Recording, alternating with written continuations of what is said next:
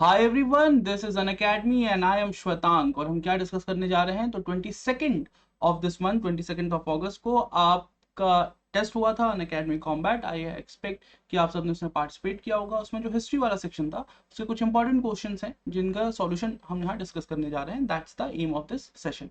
चलिए फिर स्टार्ट करते हैं, आगे बढ़ते हैं। This is some information about me. तो आगे बढ़ने से पहले make sure you go through it. नीचे एक लिंक दिया हुआ है unacademy.com @shwetank_pandey9309, उस पर जाके क्लिक करेंगे, सारी फ्री क्लास का एक्सेस आपको यहाँ से मिल जाएगा और पेज को आप फॉलो कर लेंगे। ठीक है, चलिए आगे बढ़ने से पहले अकेडमी के बारे में थोड़ी सी बात कर लेते हैं, because at the end of the day it's an academy which is giving us this opportunity to interact in this fashion. So अगर आप अपने एस्पिरेशंस को लेकर सीरियस हैं, अगर आप प्रिपरेशन कर रहे हैं अकेडमी के थ्रू करिए। बहुत ज़्यादा हेल्पफुल होगी आपको चीज़ें, क्योंकि आपको करना क्या है, घर बैठ के ऐप इंस्टॉल करें और ऐप इंस्टॉल करने के बाद फ्री क्लासेस का एक्सेस आपको मिल जाएगा और साथ ही साथ आपको मिल जाएगा फ्री टेस्ट का भी एक्सेस। टेस्ट दीजिए, अपना स्टेटस चेक करिए कि कितनी प्रिपरेशन हो गई है, कितने पानी में हैं आप, एंड अकॉर्डिंगली उसके बाद अगर आपको लगता है कि फ्री क्लासेस से आपको बेनिफिट हो रहा है तो एक ओवरआर्किंग प्रिपरेशन के लिए आप अकेडमी के प्लेटफॉर्म पे सब्सक्रिप्शन ले सकते हैं और सारी classes in a full fledge manner preparation के थ्रू तैयार कर सकते हैं। ठीक है, prices are in front of you. SPYT code use करने पे आपको 10% डिस्काउंट मिल जाएगा। दो तीन चीजें जो और बतानी है वो मैं बता दूं आपको कि अनअकैडमी कॉम्बैट हर वीक टेस्ट होता है और उसमें आपको एक ऑल इंडिया रैंकिंग तो मिलती है जिससे आपको बेनिफिट होगा आपकी प्रिपरेशन में, आपको पता चलेगा आप कहाँ स्टैंड कर रहे हैं। साथ ही साथ अनअकैडमी आपको मटेरियल प्राइसेस भी देता है, तो वो बहुत ही ज्यादा बेनिफिशियल है। सो मेक श्योर करेंगे कि 11 बजे संडे मॉर्निंग, हर संडे मॉर्निंग 11 बजे जो टेस्ट होता है उसमें पार्टिसिपेट करें। फॉर दो स्टूडेंट्स जो कि 2021 के प्रीलिम्स को लेकर थोड़ा सा घबराए हुए हैं, थोड़ा सा परेशान हैं, वो चिल करें। There is already a batch, 45 days की बैच है, इसको अटेंड करें। फोकस इस पूरी की पूरी बैच में सिर्फ और सिर्फ प्रीलिम्स एग्जाम पे होगा, तो ये आपके लिए बहुत ही ज्यादा बेनिफिशियल होगी। कोड यूज कर लेंगे SPYT, it will be again useful for you. ठीक है, और 10% डिस्काउंट आपको मिल जाएगा। इसके बाद for those students who are preparing in a full fledge manner, कि भाई 1 साल 2 साल या 3 साल आप प्रिपरेशन के जिस स्टेज में हैं उसके अकॉर्डिंगली आप सब्सक्रिप्शन ले सकते हैं। ठीक है, उसके अकॉर्डिंगली आप सब्सक्रिप्शन ले सकते हैं। सब्सक्रिप्शन की प्राइसेस अभी रिड्यूस हैं 28 अगस्त तक, तो आप उसके अकॉर्डिंग सब्सक्रिप्शन लें। प्राइसेस रिड्यूस हैं। फुल फ्लेज सब्सक्रिप्शन आपको मिल जाएगा, दैट मीन्स प्री की, मेंस की प्रिपरेशन, GS सब्जेक्ट्स की, ऑप्शनल की, प्री की टेस्ट सीरीज, मेंस की टेस्ट सीरीज, पूरे के पूरे सारी बुक्स आपको जो इन्वॉल्व होंगी प्रिपरेशन के लिए वो आपके घर भेज दी जाएंगी। ये सारी फैसिलिटीज ऐड करके आपको 1 साल की प्राइस 45,000 रुपीज में मिल जाएगी। इससे सस्ता नहीं होता, प्रिपरेशन के लिए पॉसिबल नहीं है, तो मेक श्योर करें कि बिफोर 28 अगस्त सब्सक्रिप्शन ले लें। चलिए, जो स्टूडेंट्स आइकॉनिक और प्लस में कंफ्यूज हैं उनके लिए मैं बता दूं कि आइकॉनिक सब्सक्रिप्शनशिप में आपको एक मेंटोर अलग से प्रोवाइड किए जाएंगे। आइडिया ये है कि फॉर दो स्टूडेंट्स जिनके पास टाइम की थोड़ी कमी है, या आप ऑफिस गोइंग प्रोफेशनल हैं, या फिर आप इन मेनी केसेस कॉलेज जा रहे हैं तो थोड़ा सा टाइम कम है, तो उन केसेस में आइकॉनिक सब्सक्रिप्शन के मेंटोर जो है वो आपको बहुत हेल्पफुल हो सकते हैं, क्योंकि क्या पढ़ना है, कितना पढ़ना है, क्या नहीं पढ़ना है, ये चीजें अगर क्लियर हो जाए तो प्रिपरेशन थोड़ी ईजी हो जाती है। ठीक है, so that's where mentor comes into picture. So आपको जो सब्सक्रिप्शन अकॉर्डिंगली आपके हिसाब से सूटेबल लगे आप वो ले सकते हैं, प्लस और आइकॉनिक में से। ठीक है, अगली बैचेस 1 सितंबर से स्टार्ट हो रही हैं। ऑलरेडी 1 साल और 2 साल की बैचेस 25 अगस्त को स्टार्ट हो गई हैं। सो अकॉर्डिंगली आप सब्सक्रिप्शन लेके इन बैचेस को ज्वाइन कर लेंगे। फाइन, चलिए अब क्वेश्चन पे आते हैं। Question number 1, which among the following were the political causes of the 1857 revolt. 1857 के रिवोल्ट का पॉलिटिकल कॉज क्या है? ठीक है, थोड़ा सा टाइम ले लीजिए, आराम से इसका आंसर करिए। पहला पॉइंट क्या है, नाम देखें। अगर टॉपिक नहीं भी याद आ रहा है तो एक बार कोशिश करें कि क्या कौन कौन से नाम है। वाइसरॉयज के नाम है, तो वाइसरॉय के नाम से आइडिया लगाने की कोशिश करेंगे क्या कुछ याद आ रहा है, कब थे ये वाइसरॉय, कैसे करके ये इन्फ्लुएंस वो कर सकते हैं रिवोल्ट को, सिपाही म्यूटिनी को, कहीं से कोई चीजें आपको कनेक्टेड दिख रही हो। ठीक है, और सिंस इसमें ऑल ऑफ द अबव का ऑप्शन है, यानी एक से ज्यादा स्टेटमेंट सही हो सकते हैं, तो इस बात पे खास ध्यान दें, उसके अकॉर्डिंगली इस क्वेश्चन को अटेम्प्ट करें। देखिए, फर्स्ट स्टेटमेंट क्या लिखा हुआ है, the policy of doctrine of lapse introduced by Lord Dalhousie. Okay, now बहुत ध्यान से इस बात को समझें कि डॉक्ट्रिन ऑफ लैप्स ये वो पॉलिसी थी जिसके थ्रू सारे के सारे वो स्टेट्स जो सब्सिडियरी अलायंस के पार्ट थे with British East India company, उनका अगर खुद का लेजिटिमेट सक्सेसर ना हो रूलर का, सो और रूलर की डेथ के बाद पावर जो है वो ईस्ट इंडिया कंपनी को ट्रांसफर हो जाती थी। ठीक है, ये पूरे का पूरा जो लॉ है, ये जो पूरे की पूरी रेगुलेशन है, इसको एक्सटेंडेड लेवल पे जाकर लॉर्ड डलहौजी ने यूज किया पूरे के पूरे ब्रिटिश एम्पायर के एरिया ऑफ इन्फ्लुएंस को, रीजन को बढ़ाने के लिए। और इसकी वजह से जो इंडियन प्रिंसेस थे वो काफी खफा थे, काफी गुस्से में थे, और उन्होंने एक्शन भी लिया। उन्होंने कहीं ना कहीं सिपाही म्यूटिनी में पार्टिसिपेट करने के पीछे बहुत बड़ा रीजन यही था। अगर आप इसके एग्जाम्पल जानना चाहते हैं तो नाना साहेब जो कानपुर में लीड कर रहे थे रेबेलियन को, वो डॉक्ट्रिन ऑफ लैप्स के शिकार हुए, क्योंकि वो बाजीराव सेकंड के अडॉप्टेड बेटे थे। ब्रिटिशर्स ने उनको एक्सेप्ट करने से मना कर लिया था। रानी लक्ष्मीबाई के केस में भी एग्जैक्टली यही हुआ था, क्योंकि रानी लक्ष्मीबाई के बेटे को अगला रूलर झांसी का मानने से ब्रिटिशर्स ने इनकार कर दिया था। और अगर आप ध्यान दें तो even in the case of Mughal बादशाह, ठीक है, प्रिंस फखरुद्दीन 1856 में डेथ होती है उनकी, और उसके बाद बहादुर शाह जफर को नोटिफाई कर देते हैं लॉर्ड कैनिंग कि आपकी डिमाइस के बाद मुगल सल्तनत पे भी, दिल्ली के तख्त पे भी डॉक्ट्रिन ऑफ लैप्स इंप्लीमेंट हो जाएगी। तो ऑप्शन नंबर 1 इज सही है।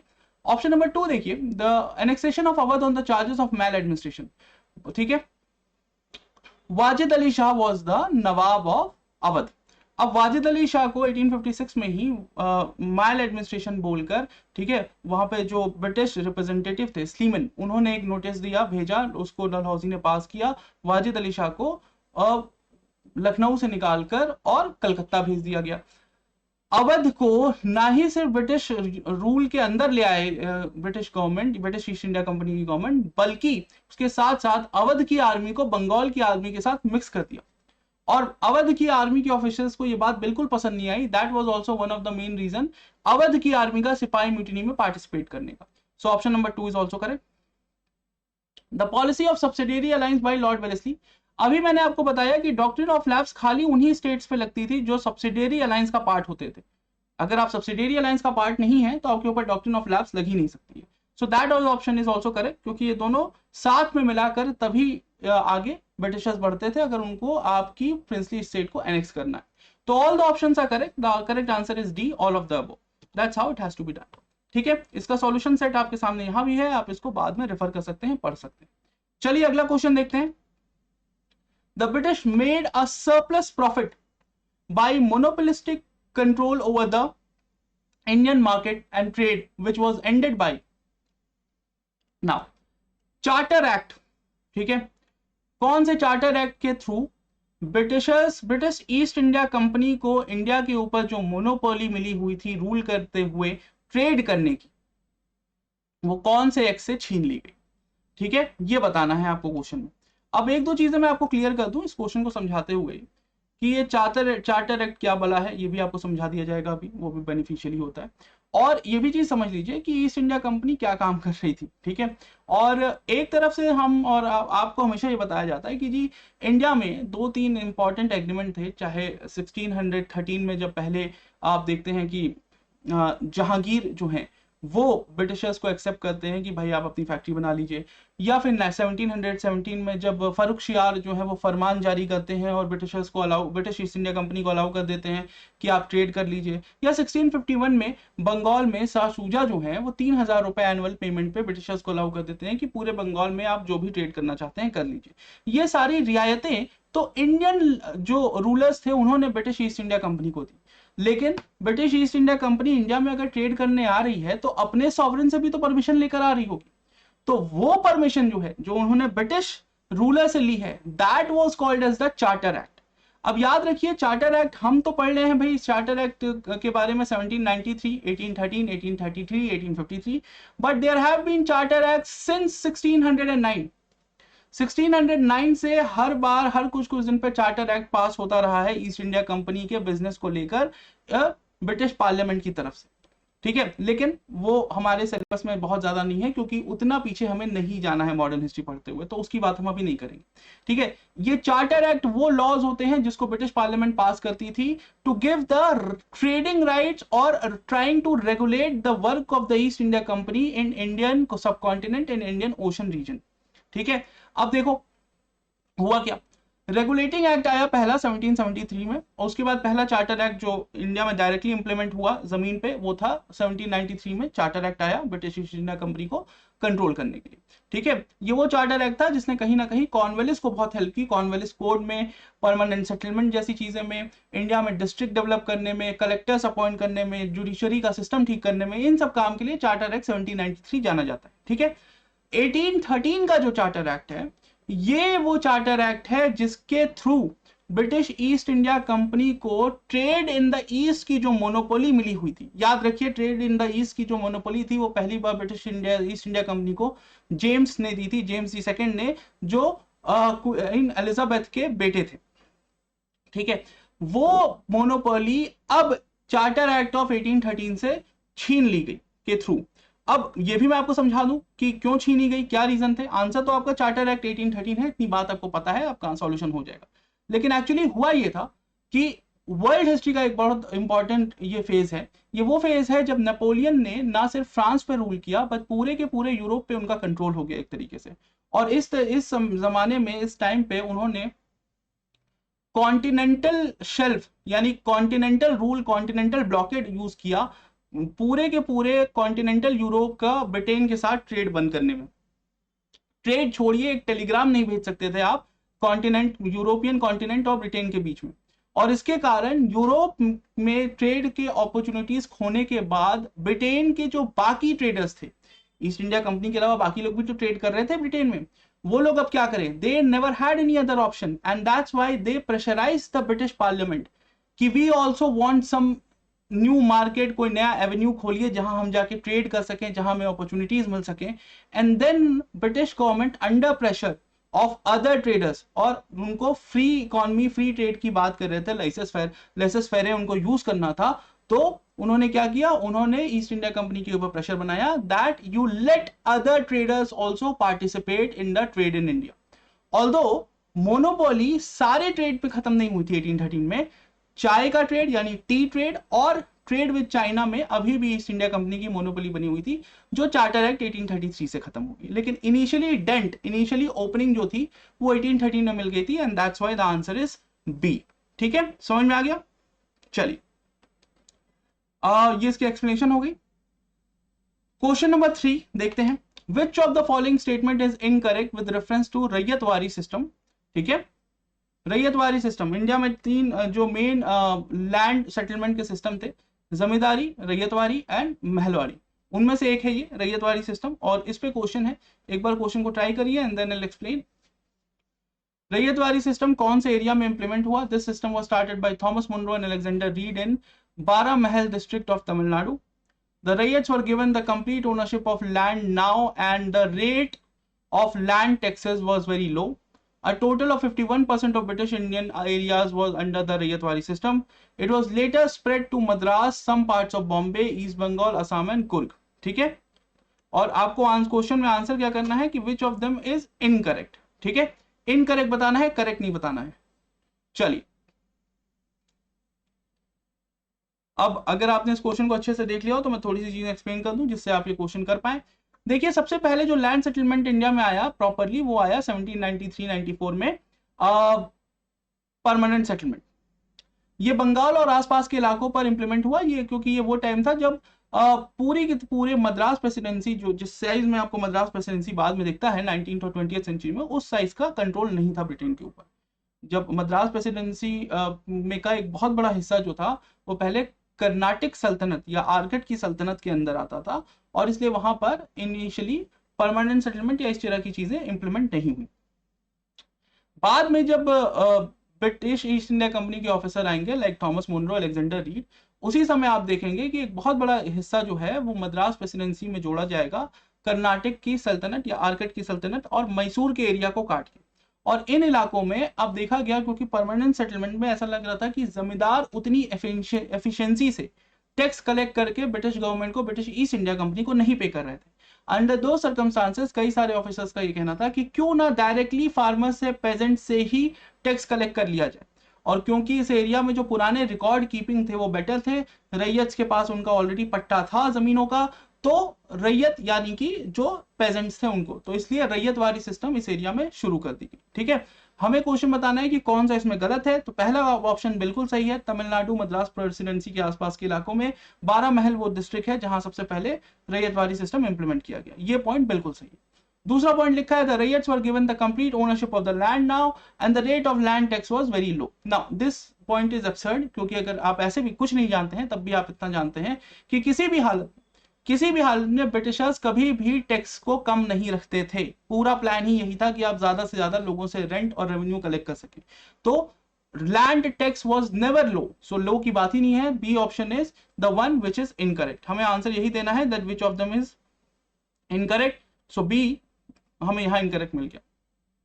Bye the end of the time, by the 20th century, Indian subcontinent में 51% एरिया जो है वो रैयतवारी सिस्टम के अंदर था। ये बिल्कुल सही बात है। और बाद में जब परमानेंट सेटलमेंट की कुछ डेफिशिएंसीज के कारण और जब 1818 के बाद बॉम्बे प्रेसिडेंसी डेवलप किया गया, तो पहले तो बॉम्बे प्रेसिडेंसी में रैयतवारी सिस्टम कुछ एरियाज में इंप्लीमेंट किया गया, और बाद में ढाका के आसपास के इलाके में, आसाम के इलाके जो है 1833 के बाद आसाम के पास के इलाके में और ढाका के आसपास के इलाकों में भी रैयतवारी सिस्टम इंप्लीमेंट किया गया। तो ये पॉइंट भी सही है। हमें आंसर करना था कौन सा ऑप्शन गलत है, जैसा कि क्वेश्चन में डिमांड है। ठीक है, यहां पे लिखा है so option number B. Okay, चलिए, what was the stand of educated middle class towards the revolt? India में अच्छा टुवर्ड्स द रिवोल्ट लिखा है, तो अगर थोड़ा सा कंफ्यूजन हो तो समझ लीजिएगा कि here people are talking about the revolt of 1857। ठीक है, the question is about the revolt of 1857। ठीक है, इंडिया का जो नया मिडिल क्लास था, जो कहीं ना कहीं 1820 और 1830 के आसपास डेवलप होना शुरू हुआ था, जो मोस्टली बंगाल में था, पूना में था और मद्रास में था। ठीक है, कुछ हद तक कह सकते हैं शायद इलाहाबाद में भी था। ओके, उनका क्या स्टैंड था पूरे के पूरे इशू पे? ठीक है, रिवोल्ट ऑफ 1857 पे। सो बहुत ही इंटरेस्टिंग क्वेश्चन। आंसर बहुत सिंपल सा है, that the middle class remained neutral. उन्होंने ना सिपॉइस की सपोर्ट की, ना पेजेंट्स का कहीं आर्म, अगर पेजेंट्स ने कहीं आर्म्स उठाए उनकी सपोर्ट नहीं किया, और साथ ही साथ ब्रिटिशर्स की भी वो बहुत क्लोज नहीं है। हालांकि जो एजुकेटेड मिडिल क्लास था वो चाहता यही था कि ब्रिटिशर्स पावर में बने रहें और वापस से कोई भी अर्स्टवाइल जो वे ऑफ लाइफ थी उसकी ओर मूव ना करना पड़े। That's also a reality.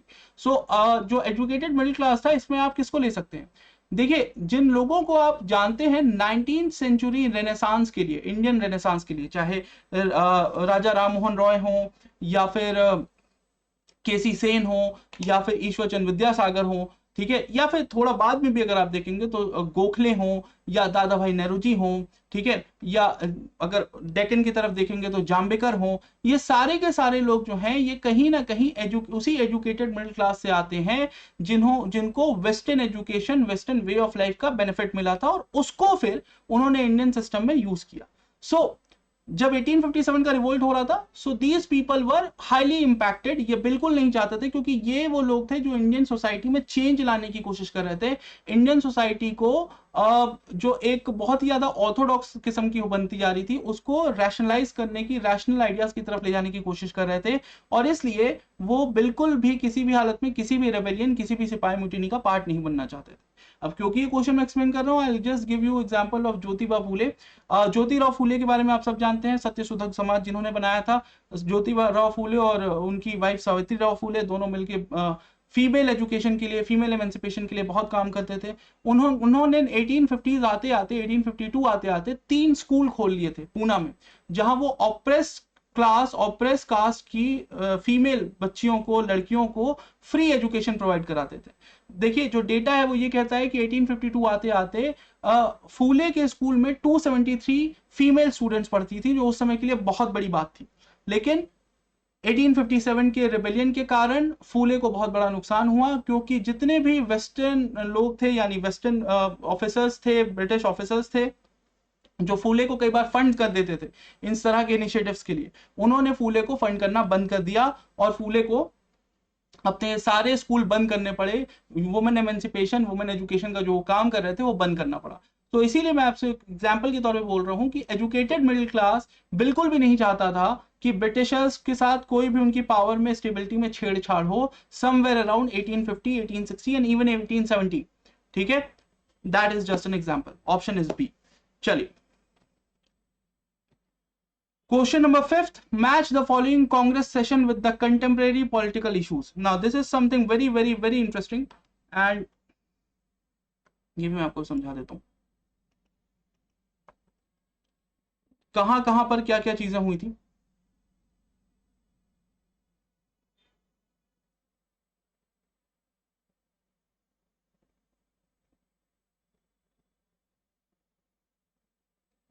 Okay so अगर मैं इसको मैच करने की कोशिश करूं तो अगर आप देखें बहुत ढंग से तो देखिए बनार कौन कौन से सेशन में क्या क्या चीजें डिस्कस की गई थी, क्या क्या चीजें हुई थी।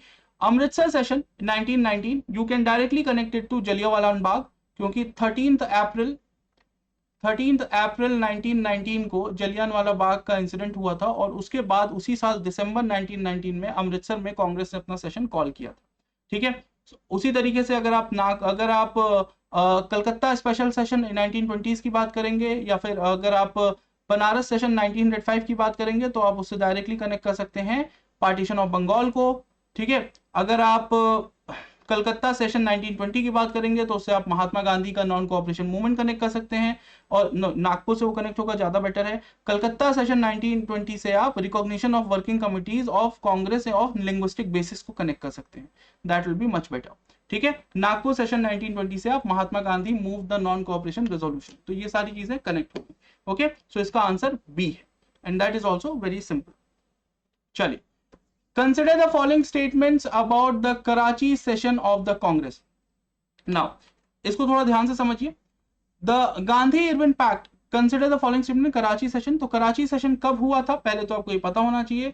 So it will be better for you if you know that Karachi session happened in 1931. ठीक है, 1931 में Karachi session happened in Indian National Congress का, and it happened in the aftermath or after Gandhi Irwin Pact was signed. ठीक है, so consider the following statement, Karachi statement of the Congress, Gandhi Irwin pact was endorsed, बिल्कुल सही बात है।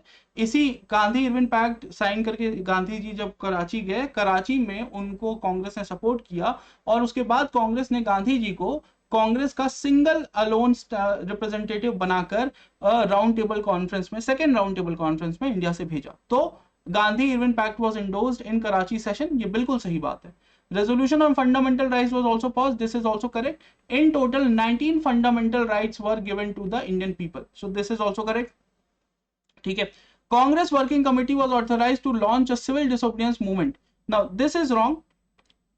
महात्मा गांधी, ठीक है, Gandhi ji was the person जिनको ये रिस्पॉन्सिबिलिटी दी थी कि वो अपने डिसीजन लेकर अपने आप इस बात पे डिसाइड कर सकते हैं कि कब उनको सिविल डिसोबीडियंस मूवमेंट लॉन्च करना है और अकॉर्डिंगली वो सिविल डिसोबीडियंस मूवमेंट लॉन्च कर सकते हैं। ठीक है, so third option is wrong, first and second is correct. The answer has to be first and second का ऑप्शन कौन सा है, डी ऑप्शन है, so D is the correct answer. Fine, चलिए the merger of Indian National Congress, this is something very interesting question. The merger of Indian National Congress and Indian National Conference happened in which of the following sessions of the Congress? Now this is very interesting question because देखिए पहले Indian National Congress अलग थी और Indian national conference एक अलग group था। ठीक है, 1985 और 86 की मीटिंग आते आते लोगों ने कहा कि इंडियन नेशनल कांग्रेस में ज्यादा लोग इकट्ठा हो रहे हैं तो why not Indian national conference को उसके साथ मिला दिया जाए, लीडरशिप भी ऑलमोस्ट सेम थी। सो ये जो स्टेप था ये 1886 में ले लिया गया। ओके, इन 1886 कलकत्ता सेशन, ठीक है, जब Dadabhai Naoroji was the one who was presiding over the whole meeting of Indian National Congress, वहां पर इंडियन नेशनल कांग्रेस और इंडियन नेशनल कॉन्फ्रेंस दोनों को मर्ज कर दिया गया। फाइन, चलिए What was the real cause behind the Kheda Satyagraha in Gujarat? Now, अब हम खेड़ा सत्याग्रह पे आ गए हैं। This is something very important. Kheda सत्याग्रह के पीछे गुजरात में रीजन क्या था? The British administration decided to introduce permanent settlement there? नहीं।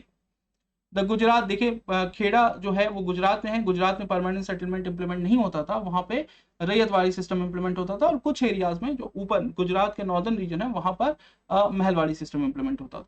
Gujarat economy was getting severely affected due to the exports from the region. नहीं, ऐसा कुछ नहीं है, एक्सपोर्ट कोई बहुत ज्यादा उस समय नहीं हो रहा था। ठीक है, गुजरात में और the administration of did not, although Gujarat was a important trading station, but वहाँ गुजरात के ही कोई सामान बहुत ज़्यादा ट्रेड नहीं हो रही, ठीक है। कॉटन का ट्रेड इस समय बहुत ज़्यादा यहाँ से नहीं हो रहा था। The administration did not suspend the land revenue despite the famine and the drought, and that is actually one of the reason. अगला क्वेश्चन पॉइंट भी हम देख लेते हैं, फिर मैं समझाता हूँ। The property of the villagers was seized and transferred in the name of the British crown. That actually ये हो नहीं पाया था, इसकी धमकी दी गई थी। बेसिकली हुआ क्या, खेड़ा सत्याग्रह के समय पे जब ब्रिटिशर्स ने पहले लोगों से कहा टैक्स पे करो, लोगों ने कहा फेमिन है, ड्रॉट है, टैक्स नहीं पे कर पाएंगे। ब्रिटिशर्स ने टैक्स बढ़ा दिया उसके बाद भी।